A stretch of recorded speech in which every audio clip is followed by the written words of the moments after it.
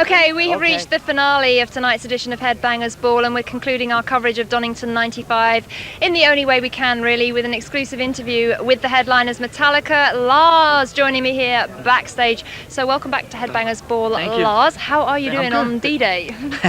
I'm doing real well. The mood is good. It is. The vibe is good. The weather is good. At least for England it is.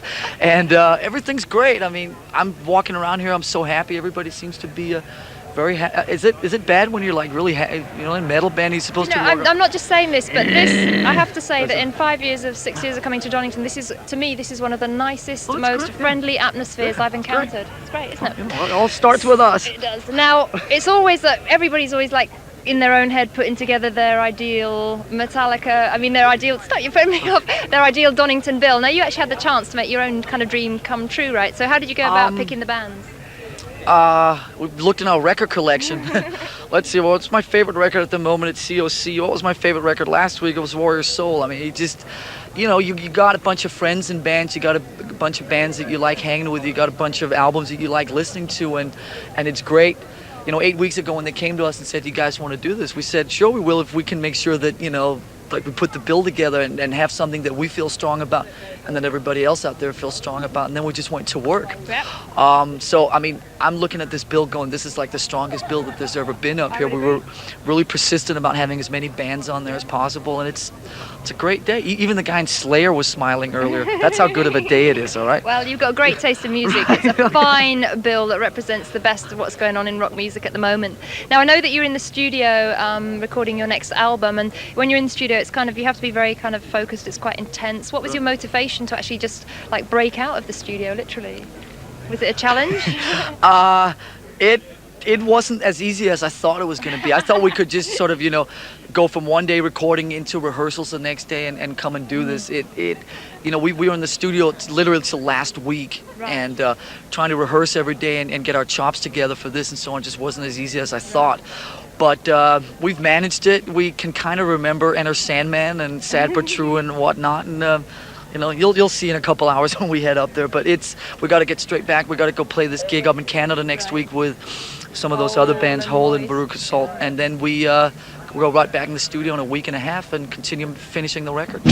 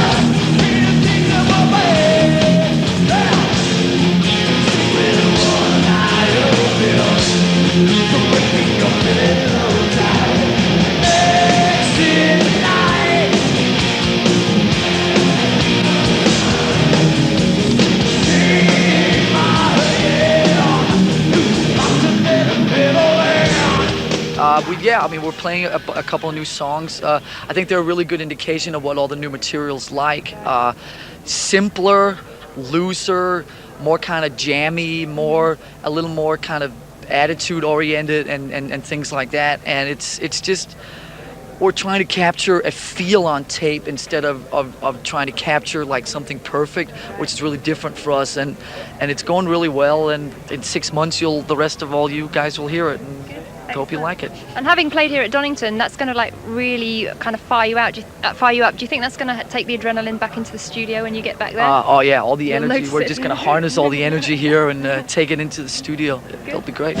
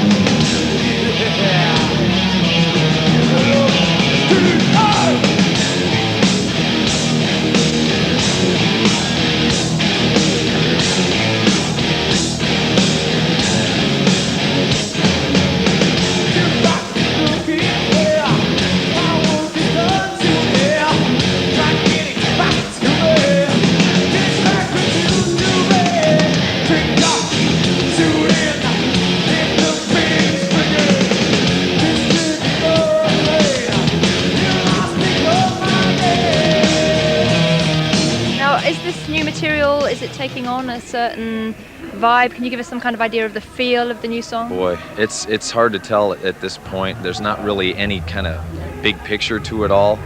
I could just tell you that there's a little, different things going on with different stuff. It's not. We're just coming in with a loose attitude, and whatever kind of happens, we're just kind of recording everything we do in the studio. So. Do you think there's going to be some surprises, something very different for Metallica this time around? It's not a surprise to us, but to others it might be. I mean, after whatever the last album was 4 years ago, whatnot, between that album and now, we've lived with ourselves, so we know what we're doing. Other people are just, they put the Black Album next to the new one and go, wow, So it'll be different. Good. What about the lyrics? Is there any kind of lyrical theme developing? I got to write them. I haven't written anything yet. All right. Well, that's honest. Actually, I wrote some on the flight over here for the new song we're playing here. So. Right.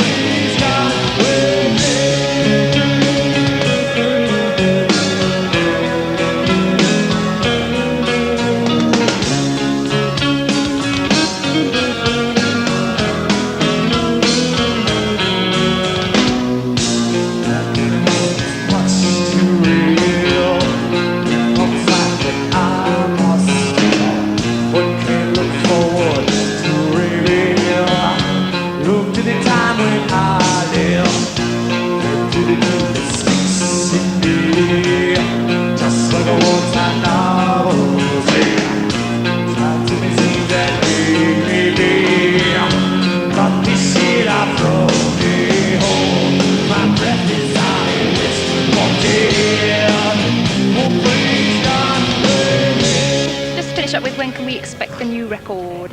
Early I'd next say year? about 6 to 8 weeks after we're done with it. Really? Wow. Okay. Well, that will be. I'd say. We're aiming for. I'd say March or April. Right. The main difference, which is kind of following in what I've told you about, is that we're not sort of killing ourselves. In every time we've made a record before, it's turned really ugly, and what we're doing is just kind of, we're just working on it a little looser. There's that word again. This is the key word of the day, I think. No, it's just we're working on it at a different pace. I mean, to be honest with you, it sound like we're slacking off or whatever, but every record we've made, we've always basically got to the point of killing ourselves and everybody around us, and there's just no reason to do that anymore. We're so spoiled and so lucky because of, that we can afford to make records like that, and what we're taking is the money from the success or whatever, and setting things up like that, which means that it's better for us, it's better for the environment around us, and I believe that it makes for a better record at the end. Absolutely. So, and can you tell us who's producing it? Yeah, Bob Rock. Oh, good. Surprise. Good. Oh, excellent. Okay. And is there going to be any theme? Have you got any ideas about artwork or anything? Too early. Okay. Too early. Anything else you'd like to tell The us? picture of you on the front cover. I should be so lucky. Right. Anything else you'd like to tell us about? Well,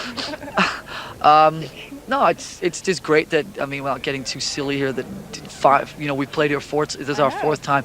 10 years ago today was the first time we were to be able to come back and headline this thing and put our own show together and so on. It's really amazing, and it just means a lot to us, no bullshit. So I'm very happy about this whole day, and I'm very happy about everybody being in such a good mood and the whole vibe being so good. So well, it's cool. Congratulations. Thank you. And I wish you lots of luck on stage tonight, and it's a fantastic achievement. As you said, that is such a nice way to finish the show, actually. 10 years down the line, you're headlining. Oh, we're getting all tearful here. So thanks ever so much, Lars. MTV, thanks you big time. Have a good day, and good luck tonight on stage. Yep.